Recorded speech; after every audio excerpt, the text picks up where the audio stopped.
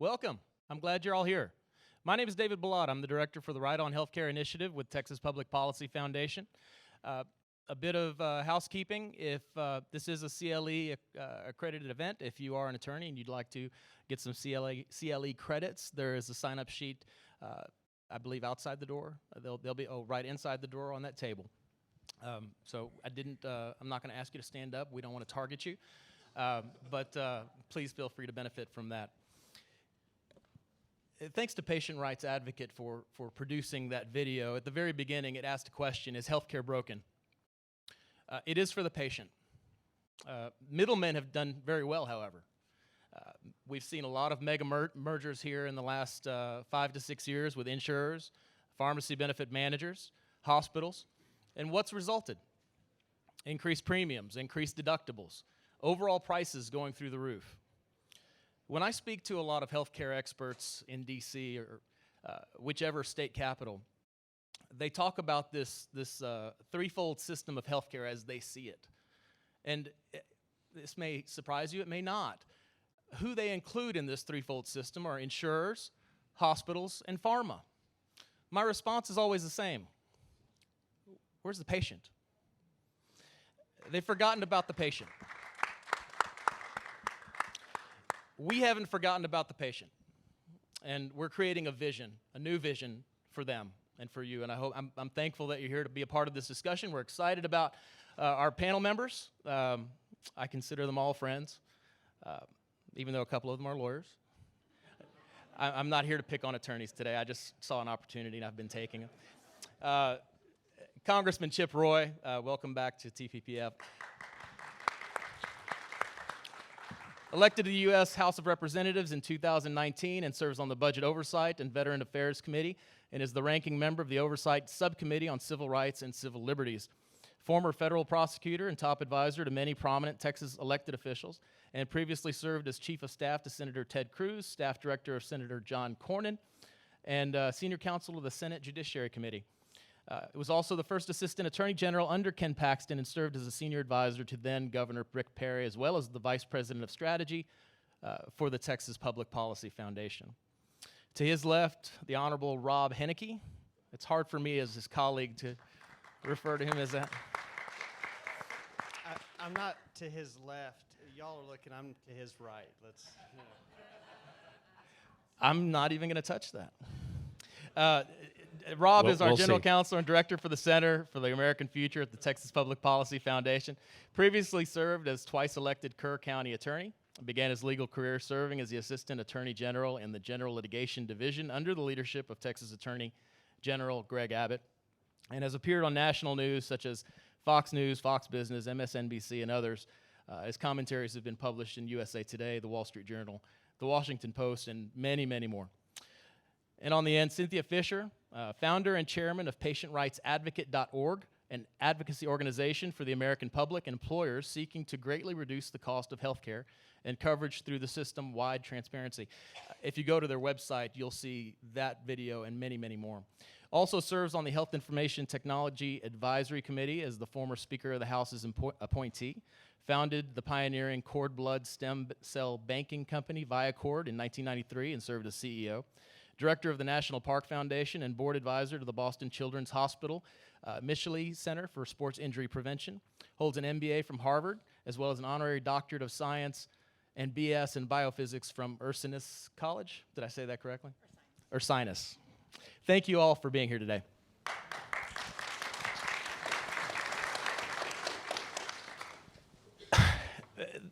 The name of the panel is What Comes Next After Obamacare is Struck Down? And with that, I'll start with Rob. Rob, what's the path forward? What's going to be happening here in the near term, in the far term, and what do you expect with the decision that's just been passed down? Well, thank you. Hello again. Cynthia, Chip, it's a privilege to be on the stage with you, and David, always to work with you and the great work you're doing on health care. A quick summary, just make sure everyone in this room knows. You've heard the news about the lawsuit that is working its way through the courts, that was appealed to the Supreme Court, challenging the constitutionality of the Affordable Care Act, where there was a victory at the Fifth Circuit and there was a victory at the trial court. that's our case. That's the Texas Public Policy Foundation's case. I'm the lead counsel for the individual respondents in a great partnership with Ken Paxton and the Texas Attorney General that's leading a coalition of states. That's been our case that's been moving through the courts. And you probably saw the news yesterday that the Supreme Court denied the motion brought by California-led coalition and also the House Democrats to expedite review at the Supreme Court of the win that we had in December of last year at the Fifth Circuit. So putting that in context to start off with, it's our case. And, what I'd like for y'all to know about this, we had a lot of discussion about it. I won't go back into the law on it, except to start off and say, first of all, we're right on the law. Obamacare is unconstitutional.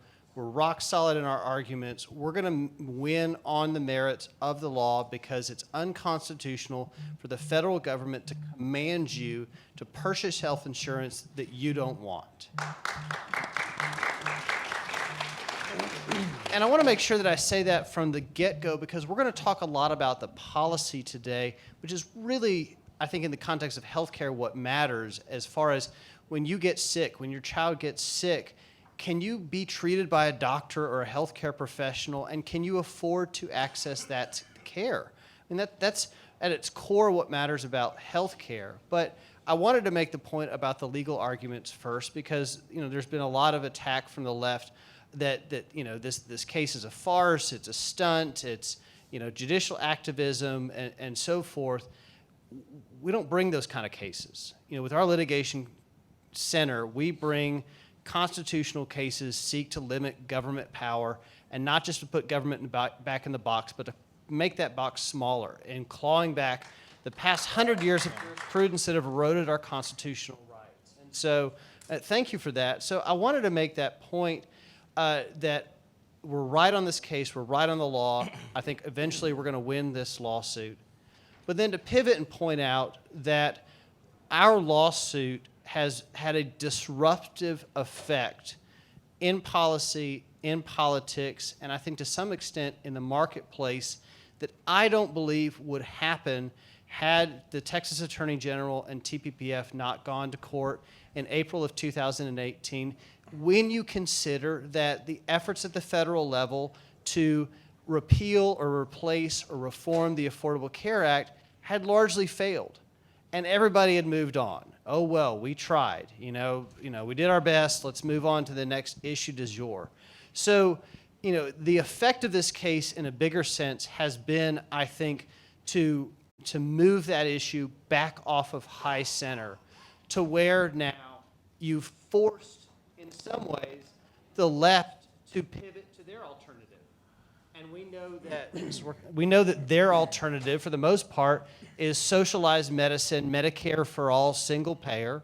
But that creates a great opportunity for us to have the vision of what a patient-centered, free choice healthcare system should look like, where people have the ability to access the care and have the autonomy to make the decisions about their own health care. I don't think we're in that debate. I don't think that Elizabeth Warren and I don't think you have 100 members of House Democrats co-sponsor the Medicare for All bill had everybody just decided the status quo was never going to change, and so we have to move on. The last point I'm going to make is just kind of where we are and what happens next. I mean, the case is pending at the Supreme Court. It's not going to be fast-tracked this term. We don't know yet if the Supreme Court will take the case now or wait till later. If it takes the case, it will be in the next term, in the late fall of this year or maybe even next year, where it's all but certain that the opinion will be in 2021. So I think the court made the right decision in depoliticizing this by declining to insert itself into the presidential election of this year. But that just gives us time. But for the time being, nothing changes. We agreed when we won at the trial court that there would be a stay in place so that the effect of our trial court judgment would not immediately go into effect. That stay continues, it carries on, and so, to the extent that there's all the fear-mongering about the immediate effects of this, that is not true. And really what it just gives us the opportunity is for great leaders like Cynthia and Chip to have this next year and moving forward to move forward real healthcare solutions so that by the time I win my case sometimes next year, the law matters, but hopefully we've achieved healthcare freedom and healthcare access so that the policy consequences matter less. Thanks, David. Thank you, Rob. Chip, you're on the Republican Study Committee. You also serve on a subcommittee that focuses on healthcare. You all received, put out a plan here recently, and you have also put out a couple of other bills to try to achieve that healthcare freedom today, as soon as we possibly can. Could you tell us a little bit about those efforts? Sure, thanks. And I needn't worry about Wendy Davis filibustering. I've got Rob here who can just take care of me over here. No, I'm just kidding. If Rob weren't such a dear friend, I wouldn't say that. Look, we owe a debt of gratitude to Rob and the great work that he has carried out on behalf of TPPF and that TPPF has carried out on behalf of us in leading that charge in challenging that litigation, challenging that failed legislation, Obamacare. And let me just say something. We should also credit the Trump administration for not defending it, right? I mean, they made the right choice, and he was roundly criticized by many, including Republicans, for daring to say, hey, wait a minute, this is a law that we believe is constitutionally questionable, unconstitutional. We shouldn't put the Solicitor General of the Department of Justice into the court and go defend it because we find it to be constitutionally unsound. And I think it was the appropriate position for the president and the administration to take. And this was one of those cases where the president was sitting in the White House and he was getting a lot of pressure from many in the administration. And he was one of 2 or 3 arguing against 10 or 15 saying, no, we shouldn't do it. And so he was right, and he should be applauded for that. And I think that's a really important part of the victory. And I would also add one other piece to this, which is just a little personal anecdote, which was interesting, which was that I'm on the floor of the House of Representatives, and we were it was the day we were doing our impeachment speeches before we had the vote. And I had just gone through and given my speech, and we were all rolling through our 2-minute intervals we got. And now I'm sitting in the cloakroom, and the Fifth Circuit opinion came down. So now I'm reading the opinion in the cloakroom, trying to navigate stuff on the floors, figure out what's happening in impeachment. And so now I'm watching my very good friend, we go to church together and everything, Rob, and what they're doing leading the case from an organization I used to work for in a court that is head by Reed O'Connor, my former colleague in John Cornyn's office. We were lawyers together, and he's a good friend. And now I'm sitting here, and I said to myself, if you would have asked me a decade ago, if I would have been on the floor of the House of Representatives voting on impeachment of Donald Trump, and my friend Reed O'Connor would have just struck out Obamacare being argued by my friend Rob Henneke, I would have said, you are absolutely on something. There's no way that's possible. But in fact, that was the day. And a last point on the actual lawsuit, the severability question, which I think is really important. People are going to be trying to argue that it is, in fact, not severable. And some are going to be arguing that it is severable. I don't believe it is severable. I think that this is all one. I think Democrats have made that argument. I think Rob can speak to it more intelligently than I can. But Democrats were very clear, and President Obama and his administration were very clear as they argued this, that this was all one and that the individual mandate was central to the entire structure of Obamacare. And we should remember that, and we should also remember that repealing Obamacare is still an important objective. We need to get to the healthcare freedom and choice we'll talk about now and the path forward. But to get there, you've got to get a lot of the failures that are now in place because of Obamacare, and a lot of the regulation pre-Obamacare needs to be removed as well. So in looking forward to where we will be, Lord willing, that you continue to be successful, and we get to that point, Republicans need to have something to be for. And so I took that as one of the things I was most focused on. And so last summer, working with my team, working with David, working with Rob, working with others at TPPF and in DC, we put together what I call the Healthcare Freedom Act, in which you would create healthcare freedom accounts, which was basically to blow the lid off of health savings accounts in a way that kind of broke free from the current constraints, both legal and mental constraints we have on health freedom accounts, which are heavily regulated and limited into what you can use them for and how you can use them. So a lot of people don't use them because they don't even understand them. So we wanted to kind of go through a sort of separate branding on what you could do with those. In the meantime, a lot of polling was going on and a lot of efforts to figure out how to message our healthcare stuff.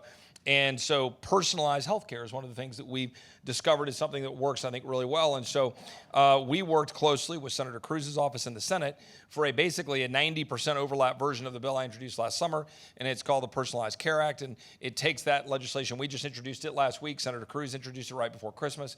And there's a growing momentum and effort to do this. And the principles of those bills are what are embedded in the Republican Study Committee's plan, because we worked so hard all last year working with David and others to do that. None of this was happening over a year ago. We have now transformed the conversations. The Republicans have things they can positively talk about. Direct primary care, going to the doctors of your choice, being able to get health care without insurance bureaucrats and government bureaucrats getting between you and your doctor, being able to control your health care dollars, being able to control them from job to job instead of being in the prison of having employer-provided care only. This would enable employers to provide to your health savings accounts for the same tax break that they get now for providing health care insurance. Then you can take it from job to job, just like you do your automobile insurance, your homeowner's insurance. We've got to break the back of the current system where people end up in these stovepipes where they're stuck in the supply chains where you've got one insurance company telling you what your health care is. That has to end. No 25-year-old looking at some schedule in Omaha or Kansas City or someplace you call into telling you where your doctor is or who's in network or who's out of network. That shouldn't be how your health care is done. So we need to break the back of that. That's what this legislation would do, and that's where we're going to head.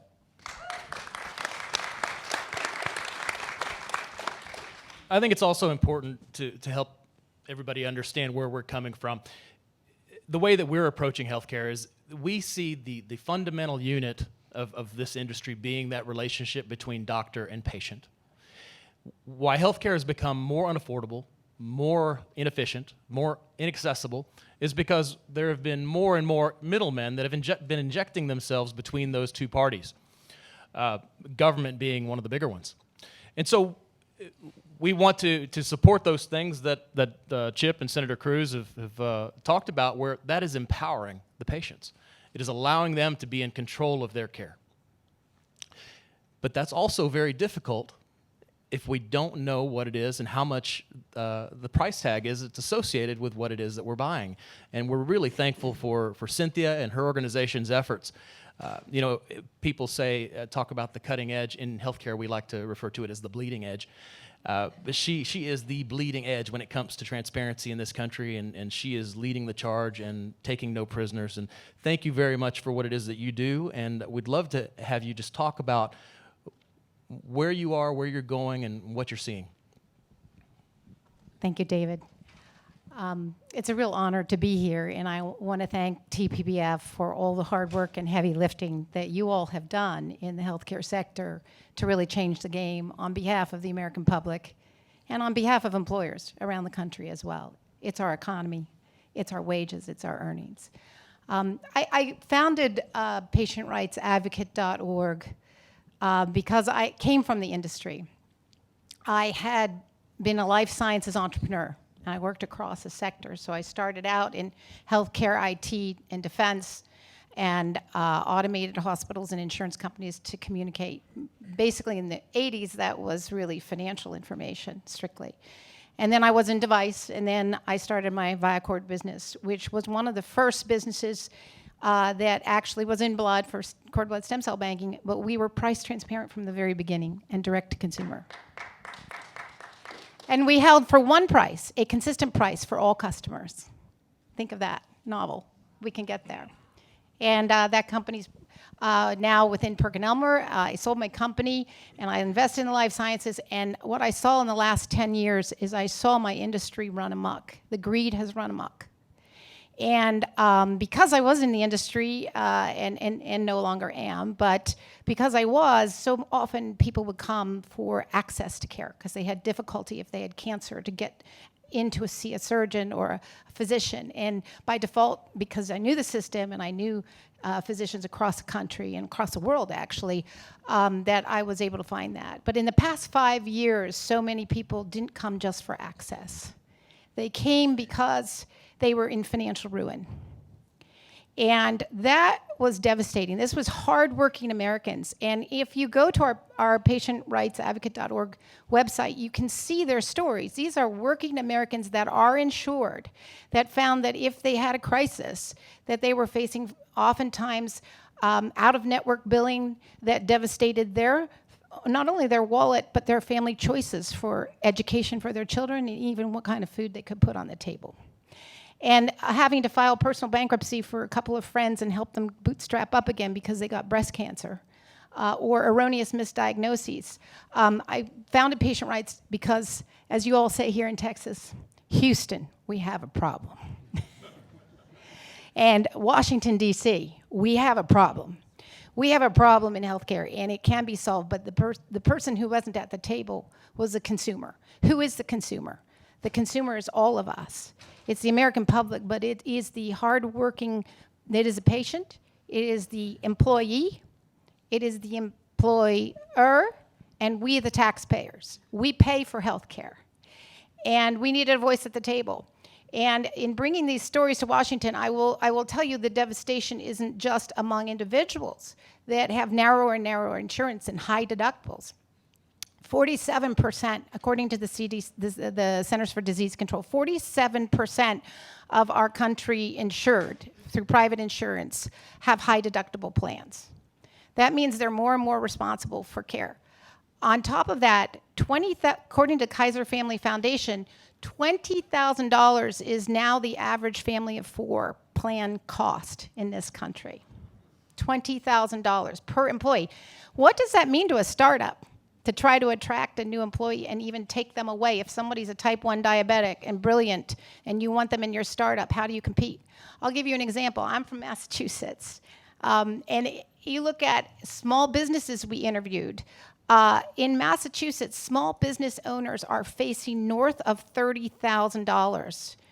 $26,000 for their insurance, and then a $6,000 copay or $8,000 copay for your family of four, $2,000 apiece.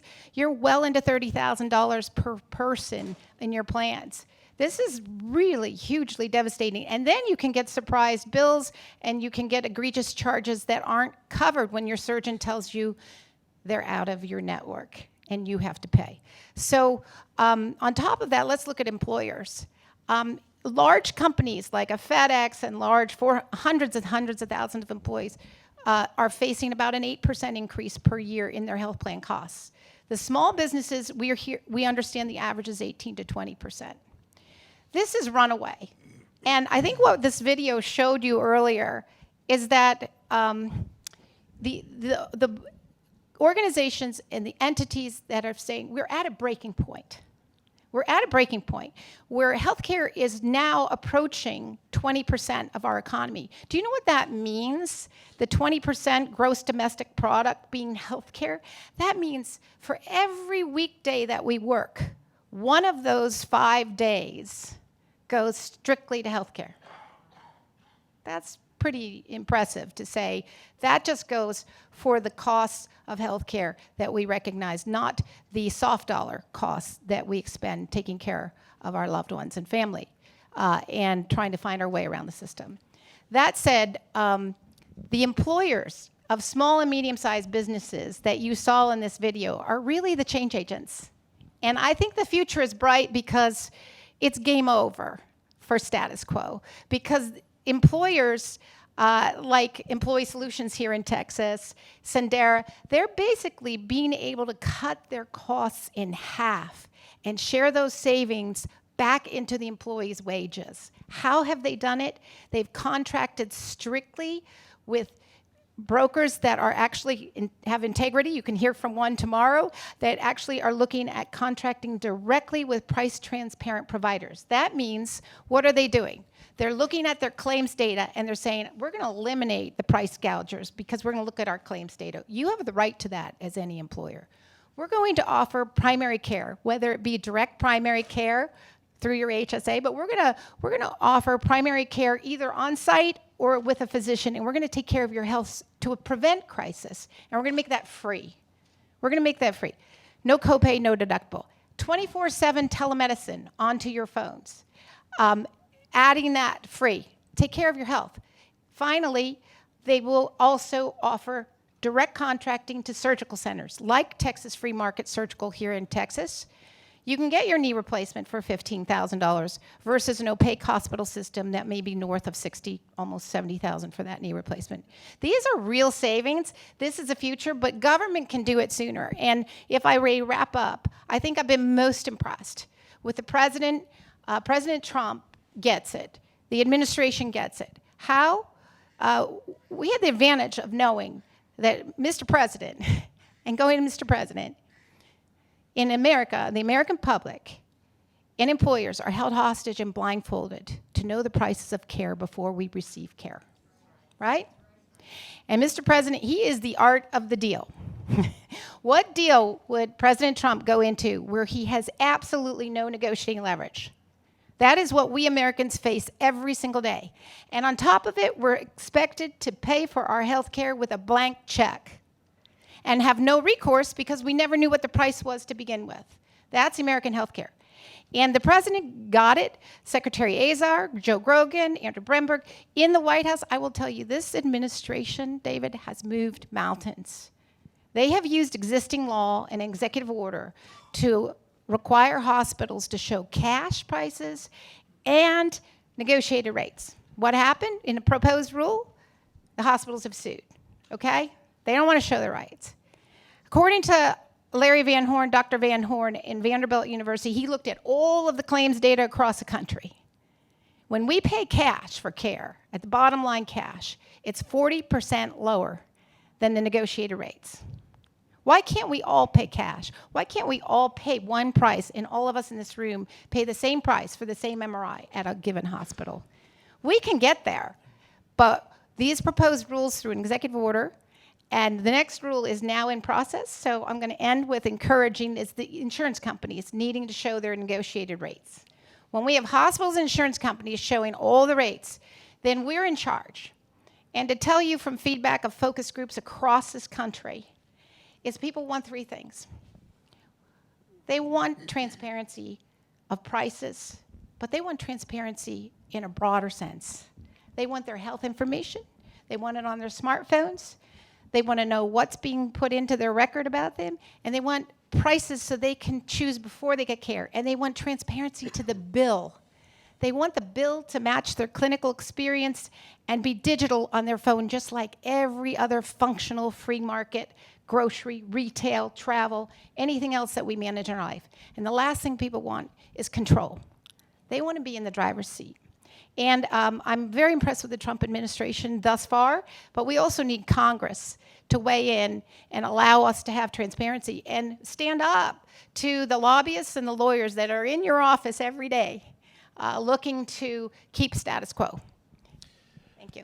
Thank you.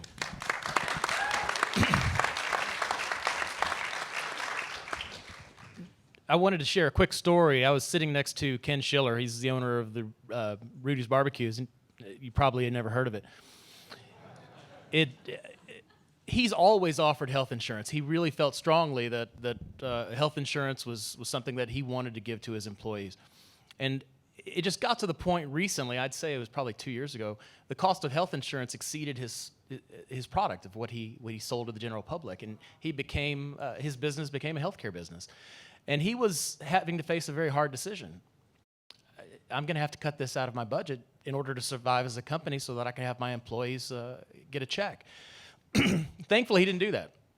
He decided to listen to some wise people and went with an innovative model that incorporated direct primary care, direct surgical care. By doing that, he improved the quality of care for his employees, and he cut his healthcare budget in half, 50%. Where else can you get better quality for such a reduction? This is something that is achievable in our lifetime. It's achievable in the very near future. And we're faced with a lot of naysayers. I know that you have a lot of people in your office come all the time, and we'd love to hear what you've heard. So everything that we've been talking about here, right? We've talked about the current litigation situation with Obamacare. We're talking about some of the legislation that we're moving forward, and some of us with ideas, DPC, and the plans I talked about that Senator Cruz and I and others are working on, and the RC's embraced. And then all of what we just talked about that y'all are working on, and other great organizations out there that are working on transparency and moving DPC forward and everything else. The greatest obstacle right now for us, in my view, is still the defensive posture that everyone finds themselves in with respect to coverage and pre-existing conditions. It drives literally the entire debate, and it has for as long as I've been paying attention to healthcare public policy.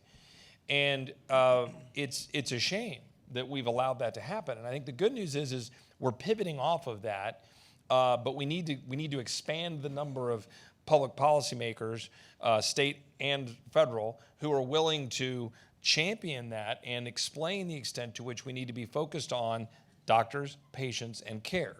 Because doctors, patients, and care is what we're actually striving for. That's what we want to get and to achieve.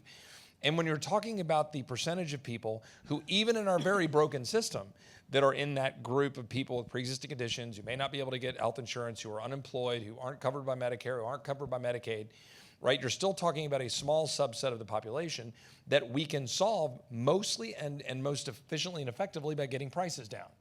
We don't talk about that enough. We don't talk about the quality of care, and getting prices down is the path forward for healthcare being accessible by the vast majority of all Americans.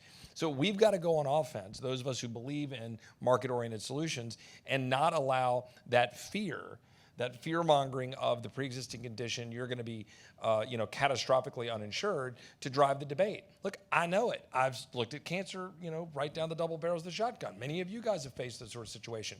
My dad had polio. I go through every one of you have a situation or a family member who's been affected by a health issue. The reality is all of us will.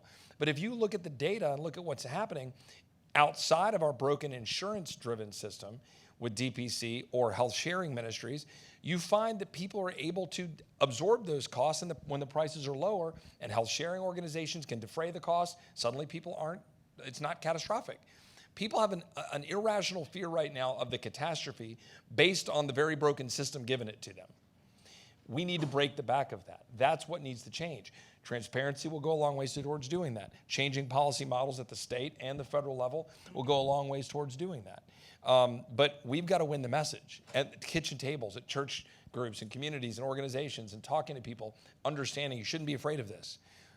We're on the cusp, as I said earlier at lunch, of a revolution in healthcare if we'll allow it to happen. There's some people in the room that I've been talking to. The amount of things you can do now in healthcare right here, right? If you're diabetic and you want to be able to check your insulin levels and be able to monitor them on a regular basis, what you can do today versus 20 years ago. The ability to have direct access to a doctor at MD Anderson if you're a cancer patient, and be able to have telemedicine and all the things that are now right at the tip of our fingertips, if we'll get the government and insurance bureaucracies out of the way. Last point I'll make on that point, which is just the insurance companies are having to deal with a highly regulated system, right? I'll spot that. But the fact of the matter is we are allowing insurance company-run healthcare to deny us what we're talking about here. That's the fundamental truth. We've been complaining about single payer now for several decades. Ever since Hillary Care, through the aughts, Obamacare, we don't want single payer healthcare. We don't want socialized medicine. But we haven't done a good enough job explaining why our insurance-run healthcare system, managed care through insurance companies, is not what we want either. We want access to doctors. Thank you. Thank you. And that's what we've been talking about. We want to move it from an insurance-centric model to a patient-centric. And I think it's important to share this bit of information for those of you that I tweet about this a lot, and if you don't follow me, you should. But it's not. I'm not Derek Cohen. I'm David. Mine is David Balot, HC for healthcare. But what's interesting is this: is those that are uninsured or uninsurable due to pre-existing conditions. Does anybody have an idea as to what percentage of our population that is?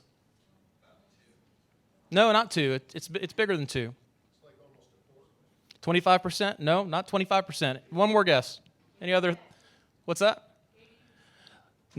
That's what you would think from reading in the media. It's actually just under 8%. Just under 8% of our population are uninsured or uninsurable because of a pre-existing condition. We need to get the message out there. We need to be able to. And by the way, we spend $80 billion a year on the ACA exchanges. And it's much more for the Medicaid expansions. we can do a much better job at the local level taking care of those people for much less money. Hey, David, just one point I wanted to add to what you said about the Rudy's Barbecue success story, and also to Chip's point. I see there's a big role in, obviously, the state being a policymaker. I know we've got members and staff here at Policy Orientation. But I also think that a potential for a solution is to look at the state as a consumer and the ability to drive innovation and to influence the market because of the purchasing power that the state has. I mean, the state of Texas, government in Texas, employs a lot of people.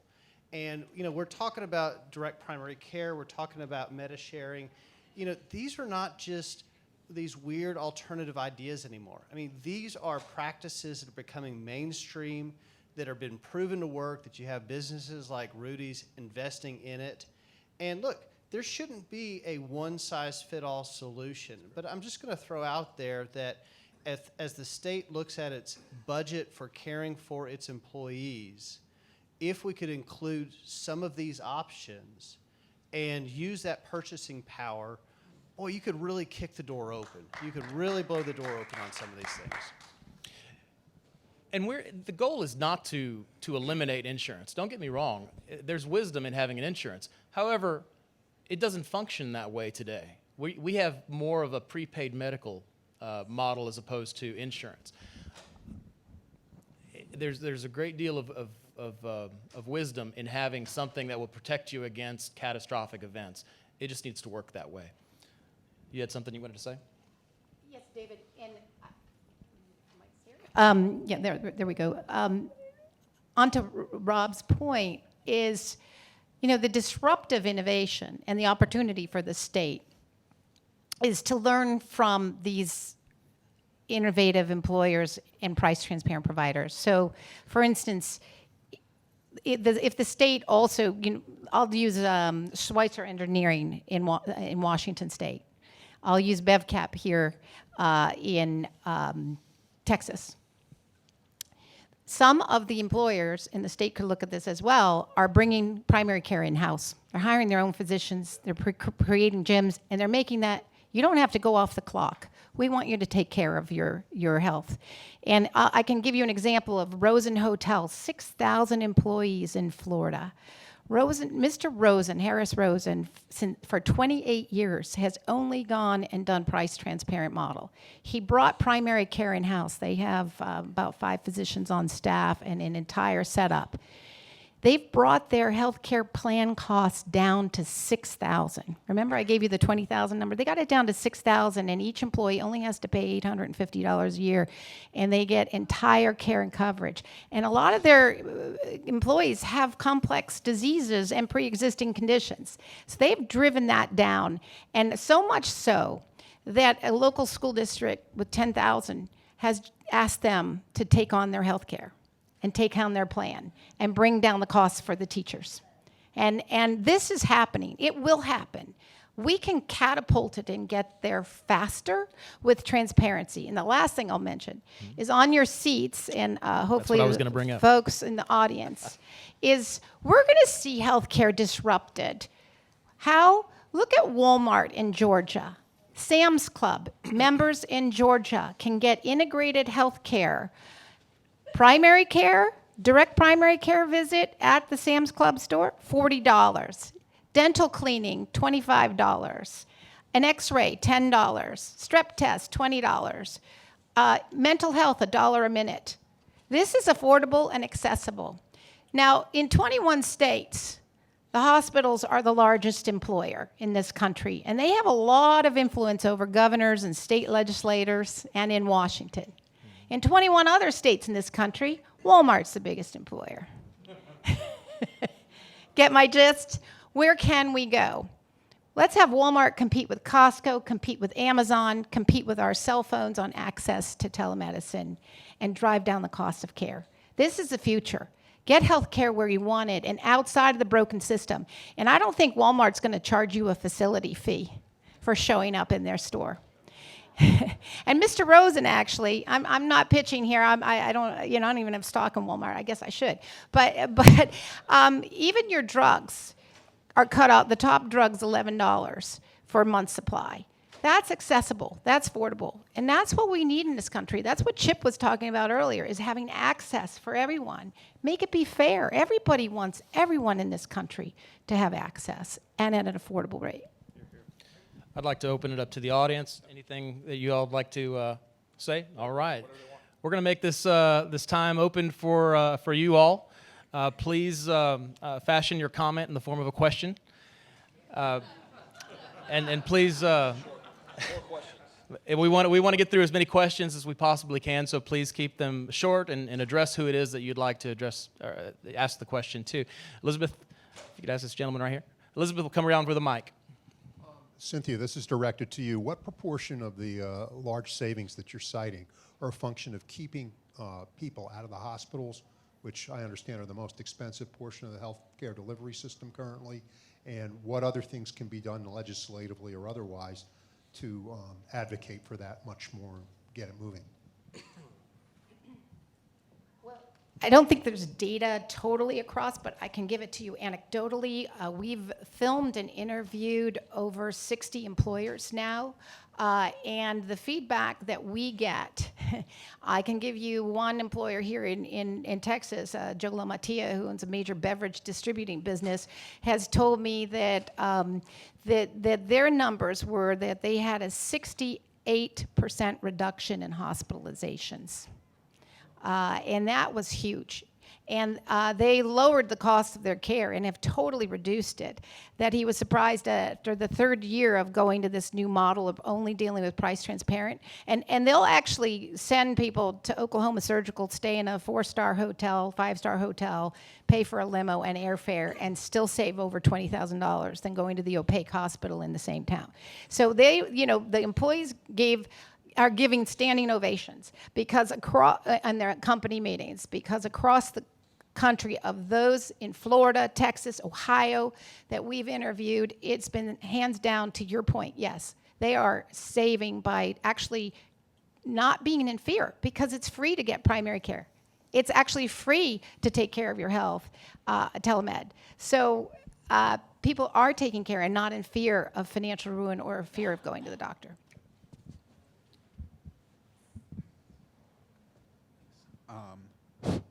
My question is for Congressman Roy. All of this sounds great, and I wish you nothing but the best of luck, but what is the plan to actually get this through Congress? Because, we go to a lot of events, hear a lot of great things, but then things seem to die in the legislative process. So how does that not happen with this issue?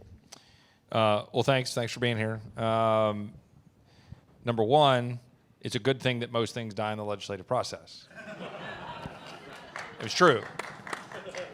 Most things put forward, we want very much dead in the legislative process. Number two, what we're talking about right now with healthcare reform that Dan and I talked about earlier at lunch, that I'm talking about here, that we're all talking about, has not been the center of the Republican/conservative effort over the last 5 years, 10 years, 20 years. This is relatively new, what we're talking about. It's not new to healthcare, but packaging it and talking about it, messaging it, and trying to drive some change, it is relatively new. It is a very, very big deal that the Republican Study Committee embraced in a significant number of these principles in its legislation to put it out there as a potential plank in a GOP platform were it to be given the keys again in the House of Representatives. And as I said earlier at lunch, Republicans can't get it wrong next year, as they did in 2017 when they utterly failed, when they had the majority and the president, and they failed on health care. And there's no other way to put it. It was a failure, complete and total. We can't do that again. So to answer your question, let me share one cautionary note, piggybacking on my cynicism of what I said, that we want things to die. I will want this to die if it starts to go off the rails, because the one thing we do not want to do is disrupt this disruption. And the one fear I have is that when the federal government gets involved, or with all due respect to the state government in Texas or any government, when they get involved in trying to tell DPC, oh, what you're doing is great, but let me just tell you how you can do it better. right? Because that's what the federal government will do. Or they'll get in to say, okay, well, we're fine with DPC funding from a health savings account, but you've got to look like this. Or we've got to classify you as this kind of insurance plan. And suddenly you're being regulated like an insurance provider and so forth and so forth. And I could go down all these different horror stories. I'm already fighting that right now because we're trying to put forward innovations that the people never met something they don't want to regulate in Washington. So our job is going to be to figure out how to fight that while driving through what we're talking about, which is truly getting government and insurance out of the way, empowering people, businesses, true insurance, actual financial risk management, not healthcare management, true insurance. Like, oh, wait, I need to be able to pay for something I can't afford. That's what insurance is. Not tell me what my insurance has to, healthcare has to look like. So that's how we have to get there. Insurance is supposed to be the transfer of risk, and when families are on the hook for $20,000, there's not much of a transfer. Dr. Porter?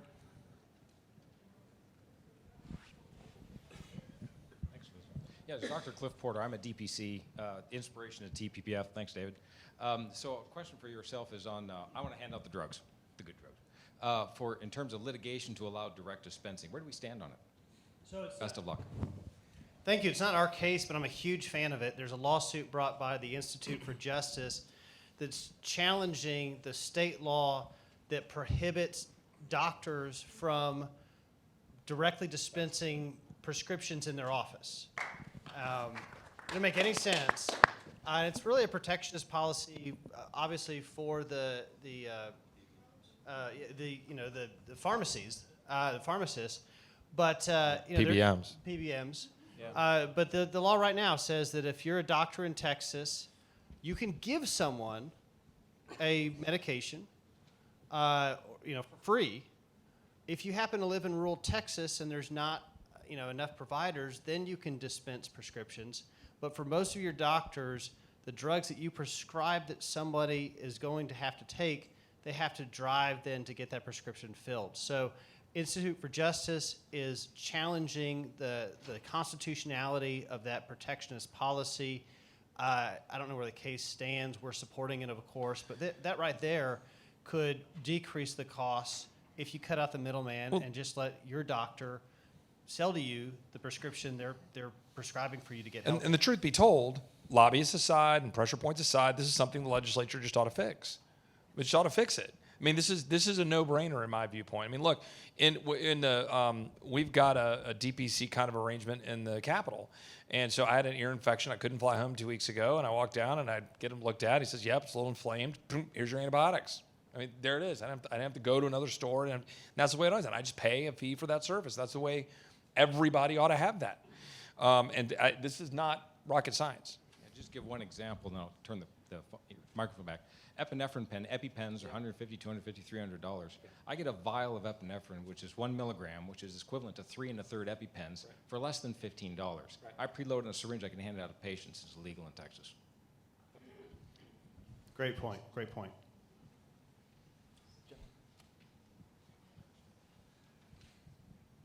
This is a naive type question, but I just don't understand. Talking to my peer group, we get Social Security, we get a knockoff of the Social Security pay for health care. So if health care got cheaper, presumably we get more money. But the typical transaction you see, as an example, an anesthesiologist will charge you $50. You get the bill from Social Security primarily, and it says Medicare has determined that they'll only pay $150. And then there's another line item that says your insurance pays whatever. And it says the net to the anesthesiologist is $75 from a $500 bill. And then it says the real cost is $84, you may be billed $9. Now the question is, in terms of all that you're talking about, how does that fit into what we're talking about? Is transparency really the $84? Is anybody making money on what they allege to not support? Help me. Cynthia, that's a great question for you.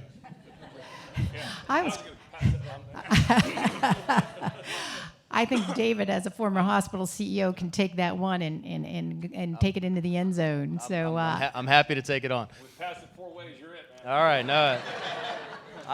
Well, you all are my guests. I didn't want to be rude. The charges in healthcare, they're a matter of fiction.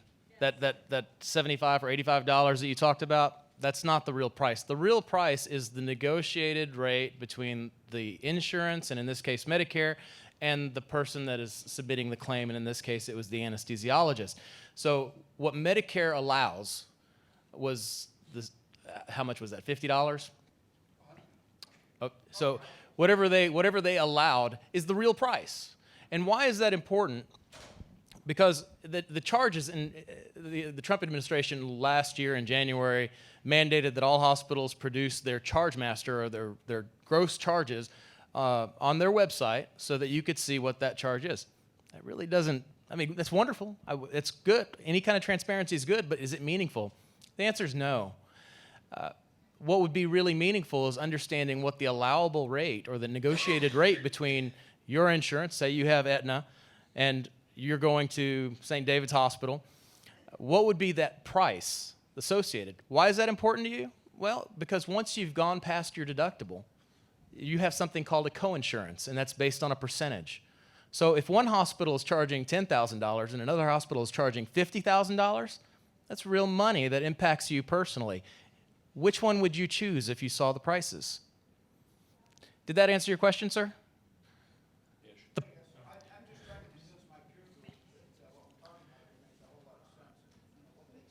Yeah. We see the charges and we see the amounts that we have to pay. We never really see the real price. Let's go back over on the other side. I've been catering over here. Well, Chip, I'm curious about one thing. First, you have a great name, Chip, which I don't know if you're familiar with the combined health insurance pool that existed.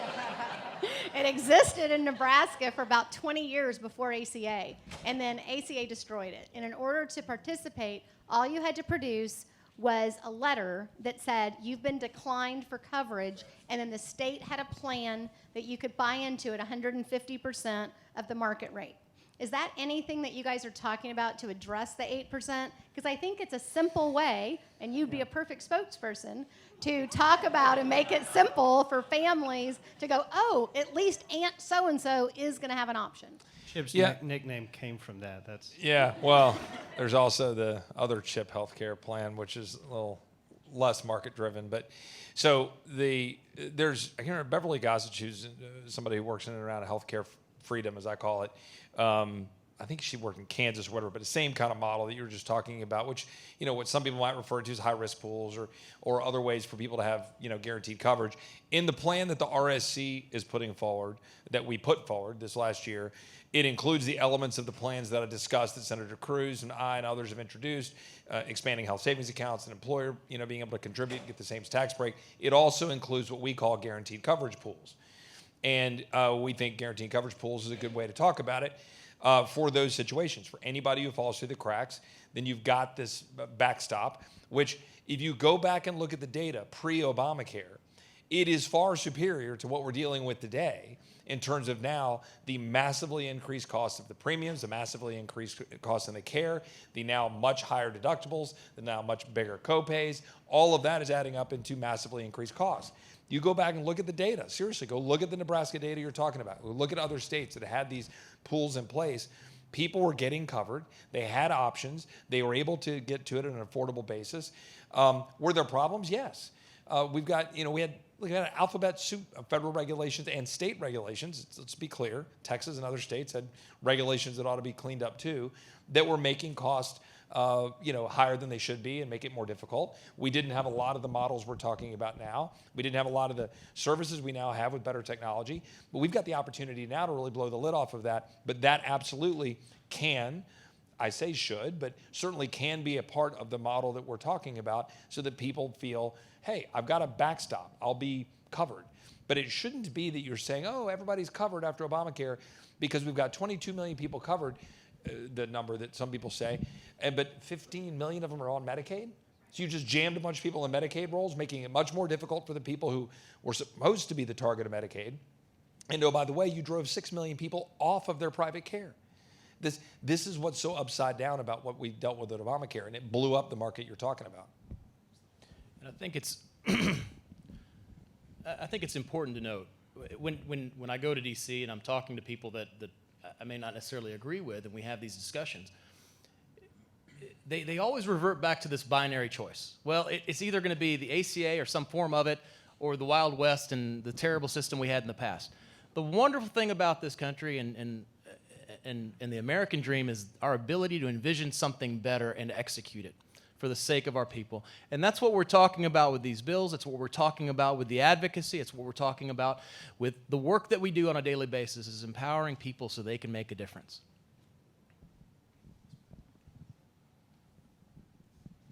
Okay, so this question is primarily for Chip. Sorry to pick on you, Chip, but you're the guy today because of the lunch thing, too. My husband and I own a successful healthcare company, and we have about 2,000 doctors all over the state of Texas. And we are so successful because what we do is we pay the doctors based on how well they care for the patients. And we pay them based on how often they see the patients in the office, checking their A1Cs if they have, diabetes, checking their blood pressure, checking their heart rates, monitoring them very closely, giving them an annual or semi-annual physical, even though Medicare doesn't pay for it. We take care of that.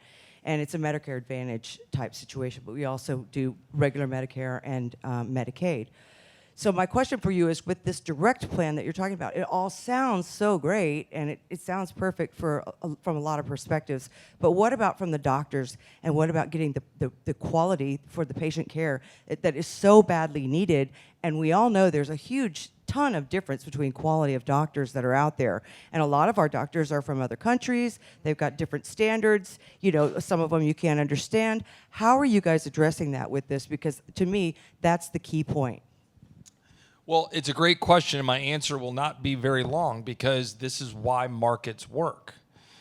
I want, if your 2,000 doctor model is working great in your view, awesome. I want as few barriers to that working great as possible. So whatever we're doing in Washington, I want to get out of the way. Whatever insurance requirements are making it difficult for people to go get care from your doctors, I want to get out of the way. And I want it to get to where someone's going to you, the employer, the individual, and paying cash or paying a fee to get that care. And then when they get to the place where it's something they can't afford, they've got a financial backstop. Hopefully it's a private, catastrophic insurance situation, maybe a health sharing ministry. Maybe it's a government backstop, fine, communities. But I want that to be the way that we do that. Right now, people have to go to their health insurance company to get their care. It's like, I want to go see a doctor. I got to call my insurance company. Is they in network? Are they out of network? That has to end. So that's the goal here. So DPC is we're using that as a sort of, in some ways, a metaphor for getting those insurance and government companies out of the way. But I'm not saying there's a one-size-fits-all model. I'm not saying that there's one way to do it. In fact, that'd be the opposite of what I want coming out of Washington or any government body. So what I want is somebody who's running a DPC-type model in office where it's a $50, $7,500, $200 a month deal, whatever, depending on what they provide. Great. That might be a great model. Maybe your business wouldn't provide that kind of a model. Be a fee for service, whatever they come in and do it. Right. And so I think any of those should be on the table. In the same way you can go pay on a monthly basis for some service in the market. But right now at my house, if I go Google for like oil changes or for car washes or for any other service, a veterinarian for my dog, there's 50 within 5 miles of my house. But if I want to go find a doctor, I might be told, well, there's one doctor in network, and that's in San Antonio, or in, Waco. I mean, it's extraordinary what we're allowing to happen so that there is no market. So that's, I think, the actual path forward. Yes, ma'am. Hi, this question is for Mr. Henneke. So in 2012, Justice Roberts sided with the Democrats to say that the ACA was constitutional. So in 2020 or 2021, what's the difference? What's, in terms of the argument or the ruling, what's the likelihood if it was ruled unconstitutional before and it could be ruled, or it was ruled constitutional before, but could it be ruled unconstitutional now? No, that's a great question. Thank you. And there were two aspects to the court's ruling in NFIB Sebelius in 2012. There's two parts of the Affordable Care Act that the court looked separately at that are separate parts of statute, but that colloquially we just kind of lump in as one thing. Under the Affordable Care Act, you had the individual mandate, 5000A subsection A, which says shall purchase. It's a command to purchase ACA compliant health insurance. 5000A subsection C was what's called the penalty, or actually what the liberals named the shared responsibility payment, which said if you didn't comply with A, then you were owed, you had to pay C. In NFIB, John Roberts, writing for the majority, held that 5000A subsection A, the individual mandate, was unconstitutional, that it was most naturally read as a command to purchase health insurance that violated the Commerce Clause, that was unconstitutional. But in a separate section of the court, this time with Roberts and the liberals, held that because the penalty generated revenue for the federal government, it exercised the essential characteristics of taxing power, and therefore it could be construed as an exercise of tax. And when you considered all of it then together, A and C, then that allowed the court to have a construction that saved the act and declined striking it down. In 2017, Congress set the penalty under 5000A subsection C at 0. So the whole analysis in section 3C of the NFIB opinion that gave this savings construction because the penalty generated revenue that made it essential characteristics of a tax, and therefore you could kind of consider everything then constitutional, no longer applied, no longer generates revenue for the federal government. So that part of the opinion is just not applicable anymore. And what's left, what we're challenging in our case, is the mandate that remains, that still says 5000A subsection say you have to purchase health insurance. Supreme Court said then that it was unconstitutional, but it just avoided reaching the effect of that conclusion. But for the reasons it did so no longer apply, and so now the argument is standing alone. The court's already said it's unconstitutional. It continues to be so. There is no savings basis, and so now the act has to fall based on the way that Congress adopted it. The shorter way to say it is we're basically giving the Chief Justice his own medicine. The tax is not a tax. It's a 0. It's still a mandate. It's unconstitutional. And that's the truth. And that's why he's a smart lawyer and I'm a dumb politician. I boil it down to something like that. He's winning in court. Thank you for interpreting. Yes, ma'am. We'll get you a mic. It's coming around.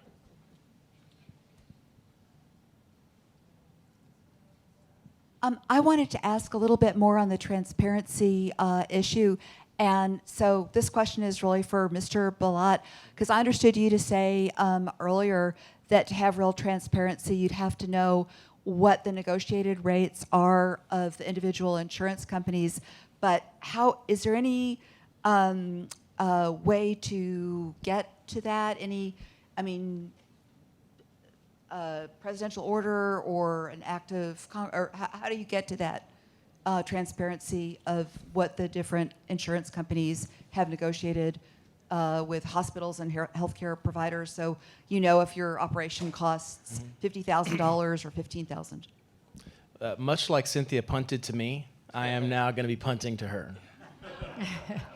Thank you. Yes, the president issued an executive order last summer for both hospitals to show cash prices, which are typically lower than those negotiated rates, and you have the right to know those cash prices, and also for hospitals and insurers to show the negotiated rates. So right now there is a proposed rule. If you go to our patientrightsadvocate.org website, there's a Take Action button, and I would encourage each of you to support the administration in wanting to know and see these negotiated rates. That you have the right to know prices and you have the right to shop. You should have the right to shop. And only you are going to drive down cost of care and cost of coverage. Because collectively, if we shop for the best quality of care at the lowest possible price, we will drive down for all of the other employees on our plan or others in this country, we will drive a competitive market like we have. $1 million computing power from the 80s is in your lap on your iPhone, right? Today, for a couple $100. In grocery, we can count on the price of a green apple. We can count on the price of gasoline. We can't count on the price of a colonoscopy or knee surgery, right? Only through us being in control and shopping. So I would just say that you can support the Trump administration, and they need to hear your voice. It's the American public and employers that are actually going to win this war. So does the executive order as it exists now, does it cover the negotiated rate or does something more need to be added? Yes, No, it it covers does. the negotiated rate and cash prices. So you should see all prices. And then we know, once they're up on the web, let the tech companies aggregate and integrate and Uberize our healthcare, right? And enable us to have the apps and shop like we do on Amazon. So this is so doable. And right now, all those prices are negotiated as a percentage rate of what the Medicare rate is on the insurance rate cards. It's really easy to be done. Even though I will call it the health care cartel, will argue that it's too difficult for them. They get paid, don't they? That money gets Well, wired. if I may, we're at, unfortunately, I see a lot of hands. We've come to the end of our time. We will be having another healthcare panel tomorrow. We'd love to have you attend that as well, and perhaps we can address your questions then. Yes, sir. 10 seconds to say, let me just echo that point about the administration and the president and the White House hearing from you. Same with your congressmen and state representatives. Make sure they hear that what you want in terms of transparency, competition, lower prices, direct primary care, all of these things we're talking about. We have legislation, we have ideas. They need to know it because they hear a lot of the noise from the naysayers about, gotta have pre-existing condition coverage. Get out there and tell them what you want. It's important. Yeah. Of course. But you got to hear it from all angles. No, they want to hear from you. It's a numbers game, and the insurers and the hospitals and all of these people in the middle.